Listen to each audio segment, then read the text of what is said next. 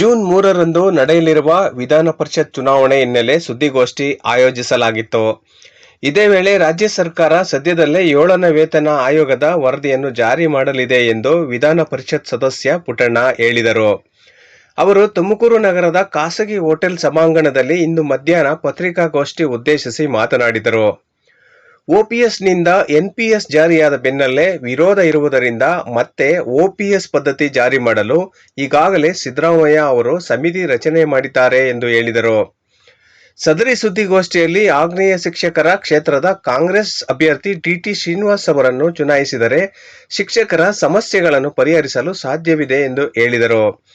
ಈ ವೇಳೆ ಆಗ್ನೇಯ ಶಿಕ್ಷಕರ ಕ್ಷೇತ್ರದ ಅಭ್ಯರ್ಥಿ ಟಿಟಿ ಶ್ರೀನಿವಾಸ್, ಮುಖಂಡರಾದ ಬಸವರಾಜ್, ಮಂಜುನಾಥ್ ಇತರರು ಹಾಜರಿದ್ದರು. ಮುಖ್ಯಮಂತ್ರಿಗಳಾಗಿದ್ದಾರೆ. ಸನ್ಮಾನ್ಯ ಡಿ.ಕೆ. ಶಿವಕುಮಾರ್ ಅವರು ಉಪಮುಖ್ಯಮಂತ್ರಿಗಳಿದ್ದಾರೆ. 5 ಗ್ಯಾರಂಟಿಗಳನ್ನ ಏನು ಹೇಳಿದ್ರು ಅವರು ಅದರಂತೆ ನಡ್ಕೊಂಡು 5 ಗ್ಯಾರಂಟಿಗಳನ್ನ ಇಂಪ್ಲಿಮೆಂಟ್ ಮಾಡಿದ್ದಾರೆ.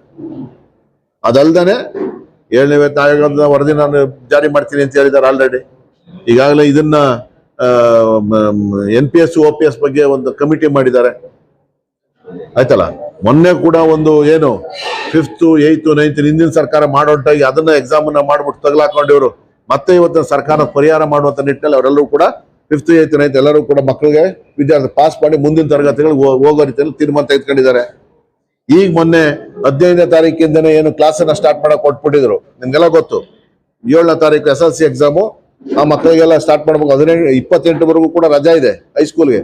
ಆದ್ರೆ ರಜವನ್ನ ಮೊಟಕುಗೊಳಿಸಿ 15ನೇ ತಾರೀಕಿಂದನೇ ಮಾಡಿದ್ರು. ಆದ್ರೆ ಟೀಚರ್ಸ್ ಇವತ್ತಿನ ದಿನ ಕಳೆದ ವರ್ಷ ಏನು ಮತದಾರ ಪಟ್ಟಿ ಪರಿಷ್ಕರಣೆ ಲೋಕಸಭಾ ಚುನಾವಣೆ ವರ್ಕು, ಅದಾದ ನಂತರ ಎಕ್ಸಾಮ್ ವರ್ಕು, ಪಾಠ, ಅದಾದ್ಮೇಲೆ ಮೌಲ್ಯಮಾಪನ, ರಿಸಲ್ಟ್, ಇದೆಲ್ಲವೂ ಕೂಡ ಮಾಡಿ ಸರ್ಕಾರದ ನಿಯಮಾವಳಿ ಪ್ರಕಾರ ಆದೇಶ ಪ್ರಕಾರ ಏನು ಇವ್ರಿಗೆ ರಜಾ ಸೌಲಭ್ಯ ಇತ್ತು ಅದರಂತೆ ಕೊಟ್ಟಿದ್ರು. ಇವ್ರು ಏಕಾಏಕಿ 14ನೇ ತಾರೀಕು ನೋಟಿಫೈ ಮಾಡ್ಬಿಟ್ಟು ಅಧಿಕಾರಿಗಳು ಅದನ್ನ ಸ್ಟಾರ್ಟ್ ಮಾಡಿದ್ರು. 15ನೇ ತಾರೀಕಿಂದ ಸನ್ಮಾನ್ಯ ಮುಖ್ಯಮಂತ್ರಿಗಳ ಹತ್ರ ಹೋಗಿ ಸನ್ಮಾನ್ಯ ಮುಖ್ಯಮಂತ್ರಿಗಳಿಗೆ ನೋಡಿ ಈ ರೀತಿ ಇದೆ ಅಂತ ಹೇಳಿದ್ಮೇಲೆ ಅವರು 1 ವಾರಗಳ ಕಾಲ ಎಕ್ಸಾಮ್ ಅನ್ನ ಪೋಸ್ಟ್ಪೋನ್ ಮಾಡಿ 28ನೇ ತಾರೀಕು ರಜಾನು ಕೂಡ ಕಂಟಿನ್ಯೂ ಮಾಡಿ 28ನೇ ತಾರೀಕಿಂದನೇ ಈ ಪರಿಹಾರ ಬೋಧನೆ ಮಾಡಿ ಆ ಮಕ್ಕಳುಗಳ ಪಾಠ ಮಾಡಿ 18 ದಿವಸ ಸಿಗುತ್ತೆ, ಅಷ್ಟೇ ದಿವಸ ಸಿಗುತ್ತೆ ಅಂತೇಳಿ ಅದನ್ನು ಕೂಡ ಇವತ್ತಿನ ಮಾಡಿ ಕೊಟ್ಟಿದ್ದಾರೆ. ಹಾಗಾಗಿ ಸರ್ಕಾರ ವಿದ್ಯಾರ್ಥಿಗಳಿಗಿರ್ಬೋದು ಶಿಕ್ಷಕರಿರ್ಬೋದು ಅವ್ರ ಪರವಾಗಿದೆ. ಅವರ ಸಮಸ್ಯೆಗಳ ಬಗೆಹರಿಸುವ ನಿಟ್ಟಿನಲ್ಲಿ ಅತ್ಯಂತ ಪ್ರಾಮಾಣಿಕವಾದ ಪ್ರಯತ್ನವನ್ನ ಸನ್ಮಾನ್ಯ ಮುಖ್ಯಮಂತ್ರಿಗಳು ಉಪಮುಖ್ಯ ಇಬ್ಬರು ಕೂಡ ಮಾಡ್ತಾರೆ. ನನ್ನ ಜೊತೆ ಡಿ.ಟಿ. ಶ್ರೀನಿವಾಸ್ ಅವರು ಕೂಡ ನಿಂತ್ಕೊಂಡು ಮಾಡ್ತಾರೆ. ಅವ್ರನ್ನ ಈ ಭಾಗದ ನನ್ನೆಲ್ಲ ಹಿತೈಷಿಗಳು ಸ್ನೇಹಿತರು ಬಹಳಷ್ಟು ಜನ ಇದ್ದಾರೆ. ನನ್ನ ಸೆನೆಟ್ ಚುನಾವಣೆ ಕೂಡ ಇದೆಲ್ಲ ಕ್ಷೇತ್ರ ಸೇರ್ತಾ ಇತ್ತು. ನಾನು ಜ್ಞಾನಭಾರತಿ ವಿದ್ಯಾಸಂಘದ ಪ್ರೆಸಿಡೆಂಟ್ ಆಗಿದ್ದಾಗ ನನ್ನೆಲ್ಲ ಸಾವಿರಾರು ಸ್ನೇಹಿತರಿದ್ದಾರೆ.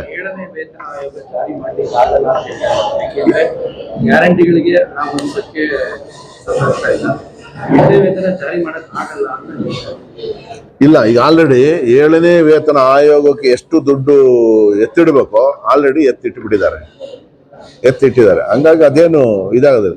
ಕೋಡ್ ಆಫ್ ಕಂಡಕ್ಟ್ ಮುಗಿಯೋದಷ್ಟೇ, ಕಾಯ್ತಾ ಇದ್ದಾರೆ ಅಷ್ಟೇ. ಕೋಡ್ ಆಫ್ ಕಂಡಕ್ಟ್ ಮುಗಿತಾನೆ ಜಾರಿ ಆಯ್ತದೆ ಸರ್.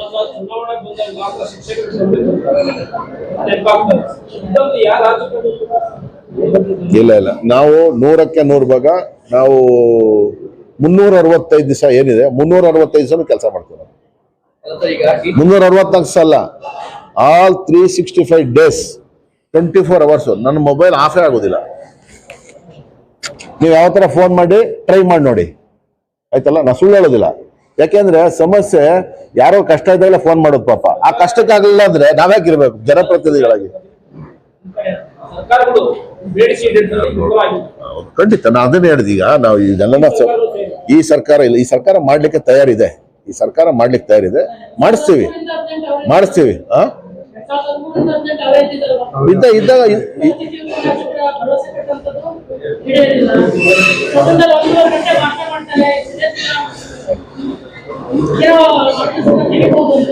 ಯಾವ್ದಾ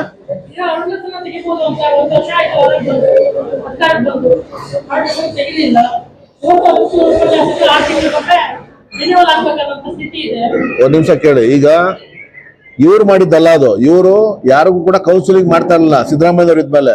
ಸಿದ್ದರಾಮಯ್ಯನವ್ರ ನಂತರ ಕೌನ್ಸಿಲಿಂಗ್ ತಂದ್ರು. ಈಗ ಸಿದ್ದರಾಮಯ್ಯನವರು ಬಂದ ತಕ್ಷಣ ಅವರ ವೇತನನು ಕೂಡ ಜಾಸ್ತಿ ಮಾಡಿದ್ದಾರೆ. ನಾನೇ ಮುಂದೆ ನಿಂತು ಮಾಡಿಸಿದ್ದೀನಿ. ಏನು ವೇತನ ಜಾಸ್ತಿ ಮಾಡಿಸಿದೀವಿ. ಈ ಕೌನ್ಸಿಲಿಂಗ್ ಇತ್ತಲ್ಲ, ಕೌನ್ಸಿಲಿಂಗ್ ನಿಲ್ಸಿದ್ದೀವಿ.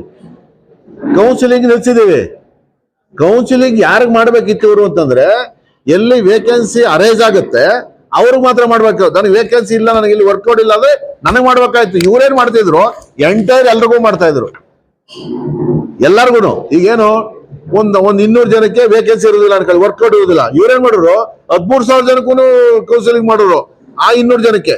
ಈಗ ಸಿದ್ದರಾಮಯ್ಯನವರ ನೇತೃತ್ವದಲ್ಲಿ ಏನ್ ಸಭೆ ನಡೀತು, ಅದರಲ್ಲಿ ತೀರ್ಮಾನ ಆಗಿದೆ, ಯಾರು ಹೆಚ್ಚುವರಿಯಾಗಿ ಈ ತರ ವರ್ಕೌಟ್ ಕಳ್ಕೊತಾರೆ ಅವ್ರಿಗೆ ಮಾತ್ರ ಕೌನ್ಸಿಲಿಂಗ್ ಮಾಡಿ ಕೊಡ್ತಾರೆ. ಯಾರಿಗೆ ತುಮಕೂರಾಗ ಕೆಲಸ ಮಾಡ್ತಾರೆ ಅಲ್ಲೇ ಕೆಲಸ ಮಾಡ್ತಾರೆ. ಇನ್ ಮುಂದೆ ಅವ್ರ ಕೌನ್ಸಿಲಿಂಗ್ ಇಲ್ಲ. ತುಮಕೂರಲ್ಲಿ ಹೆಚ್ಚುವರಿ ಆಯ್ತಾರಲ್ಲ ವರ್ಕೌಟ್ ಇದ್ದಾನೆ, ಅವ್ರಿಗೆ ಕೌನ್ಸಿಲಿಂಗ್ ಇರ್ತದೆ. ಈ ರೀತಿಯಾದಂತ ವೈಜ್ಞಾನಿಕವಾದಂತ ತೀರ್ಮಾನವನ್ನ ಮಾಡಿಸಿದ್ದೀನಿ ನಾನು. ಈಗ ಮಾಡ್ತಾ ಇದೀವಲ್ಲ, ಕೋರ್ಟಲ್ ಇದೆ, ಅದೆಲ್ಲ ಮಾಡ್ತೀವಿ. ಕೋರ್ಟಲ್ ಇದೆ, ಕೋರ್ಟಲ್ ಹೋಗಿದೆ. ಆದ್ರೆ ಈ ಕೂಡಲೇ ಹೈಸ್ಕೂಲ್ದು ಮಾಡ್ತೀವಿ, ಡಿಗ್ರಿದು ಮಾಡ್ತೀವಿ, PUದು ಮಾಡ್ತೀವಿ.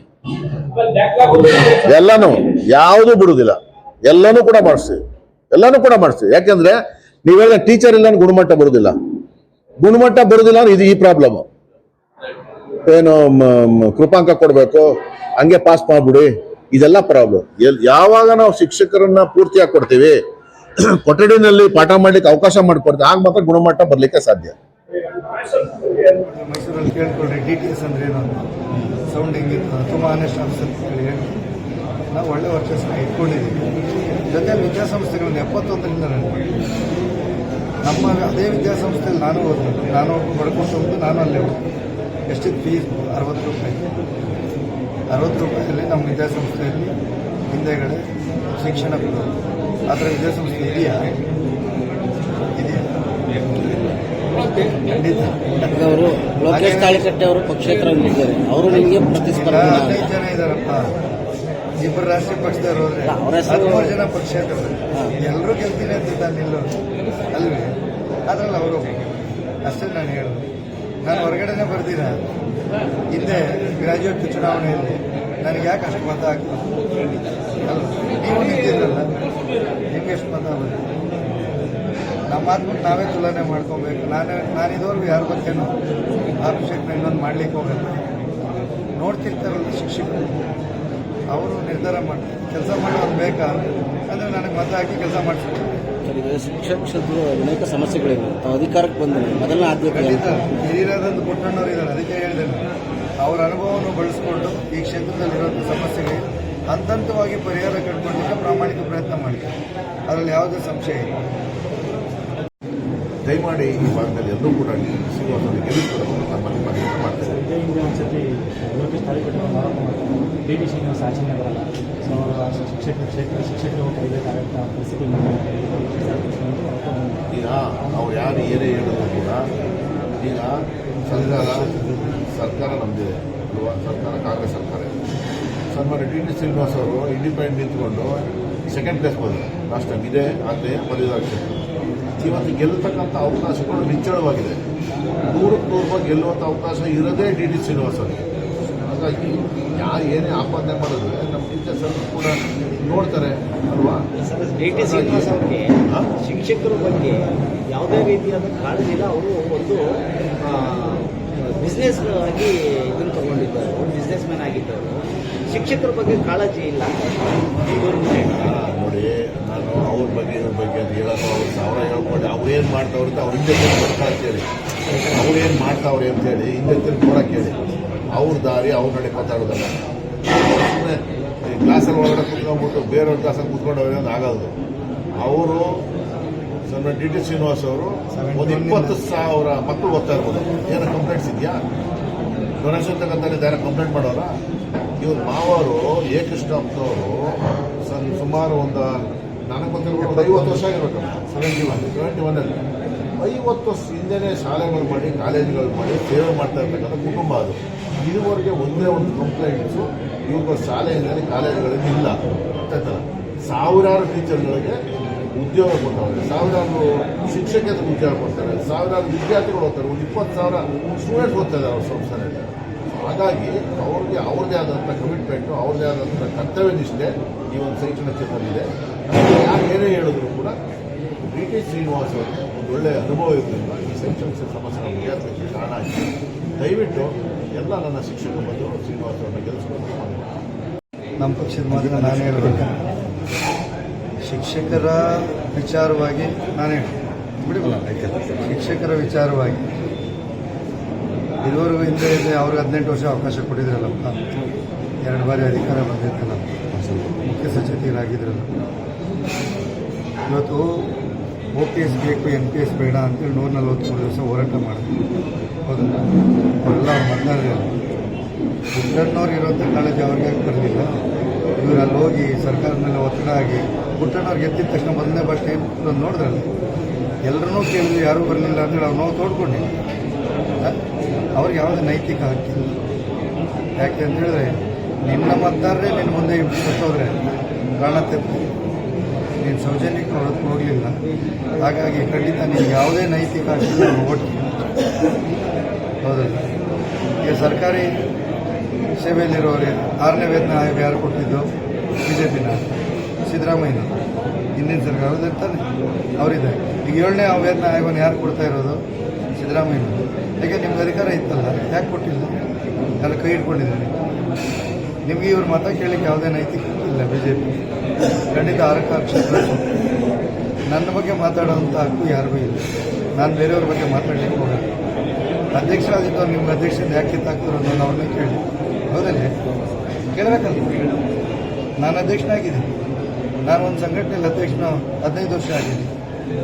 ವರ್ಷ ಚುನಾವಣೆ ಯುನಾನಿಮಸ್ ಆಗಿ ಎಲೆಕ್ಟ್ ಮಾಡ್ತಾರೆ. ಯಾಕೆ ಮಾಡ್ತಾರೆ? ಎಲ್ಲಿ ಕೈ ಬಾಯಿ ಶುದ್ಧವಾಗಿರುತ್ತೋ ಅಲ್ಲಿ ಯಾವ ಅಧ್ಯಕ್ಷರೂ ಅವ್ರನ್ನ ಇಡ್ಸಕ್ಕೆ ಹೋಗಲ್ಲ ಯಾರು. ಯಾವುದೇ ಸಂಘಟನೆ ಆಗಲಿ. ಹೌದಲ್ಲ, ನಾವು ಸಂಘಟನೆಗಳಲ್ಲಿ 12-13 ವರ್ಷ ಯಾಕೆ ಇರ್ತೀವಿ? ಕೈ ಬಾಯಿ ಶುದ್ಧವಾಗಿದ್ದರೆ ಯಾರು ನಮ್ಮನ್ನು ಮುಟ್ಲಿಕ್ಕೆ ಬರಲ್ಲ.